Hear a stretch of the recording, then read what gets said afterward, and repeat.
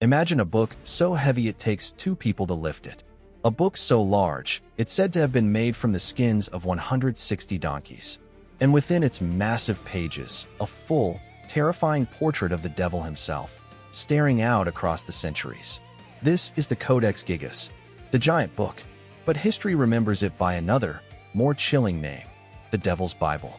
And the story of its creation is a tale of desperation, a doomed bargain, and a single monk racing against the dawn. I'm Ibnul Jaif Farabi, and this is Echoes of the Ancients. Let's set the scene.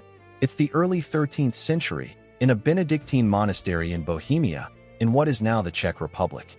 The life here is one of prayer, labor, and meticulous copying of sacred texts. It's a quiet, disciplined existence. Until, according to the persistent legend, one monk breaks a sacred vow. The details are murky. Some say it was a sin so grave it condemned him to death by being walled up alive. Facing this horrifying sentence, the desperate monk makes an offer. He promises to create, in a single night, a book that would contain all human knowledge, a book to glorify his monastery forever. A task that should take a lifetime. The authorities, perhaps amused by the impossibility, agree. As night falls, the monk begins. But he quickly realizes his promise is a physical impossibility. So, the legend says, he invokes the only helper who could possibly grant him the superhuman speed and skill to finish: Lucifer, the fallen angel. The monk sells his soul, and with the devil's aid, the book is completed by morning. The proof, they whisper, is right there in the manuscript. On page 290, a haunting, full-page illustration of the devil, alone in a white landscape, a monstrous, clawed prince of darkness. This is the story, but the truth, as we find it in the vellum and ink, is even more fascinating. Because the Codex Gigas is very, very real. It resides in the National Library of Sweden today, and when scholars examine it, they find something astonishing. The entire manuscript, the Old and New Testaments, historical works, medical texts, a chronicle of Bohemia, even magical formulas, is written in a single, consistent handwriting.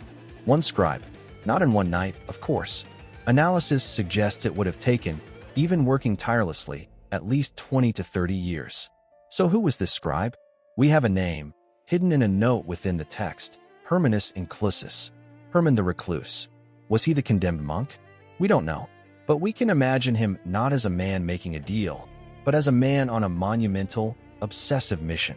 His entire adult life poured into a single, gigantic act of devotion and scholarship. The devil's portrait, then, becomes not a signature, but a common medieval motif, a vivid warning of the enemy's reality, placed opposite a glorious image of the heavenly city, the two in eternal opposition. So why did the legend of the deal take hold? Think about it. In a world before printing presses, the creation of such a perfect, massive book by one man seemed supernatural. It defied logic. For the medieval mind, such an inexplicable feat only had two possible sources: divine miracle or infernal pact. And given the shocking, visceral image of the devil within its pages, the choice was clear for popular imagination. The story was a perfect, cautionary tale about ambition, sin, and the price of forbidden knowledge.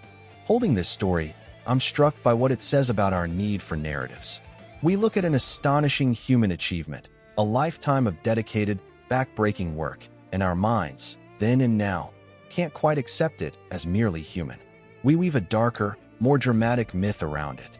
We replace the slow burn of dedication with the spark of a Faustian bargain. The real Herman the Recluse, whoever he was, didn't need the devil. His pact was with time itself, trading decades of his life for a legacy bound in leather and legend. He created a monument that made him a ghost, his humanity erased by the very masterpiece he crafted. In the end, the Codex Gigas stands as a testament to two things: the incredible power of human endurance and our eternal temptation to ascribe that power to shadows. This has been an Echoes of the Ancients production from Light Not Studios. Visit us at https://www.lightnotstudios.com.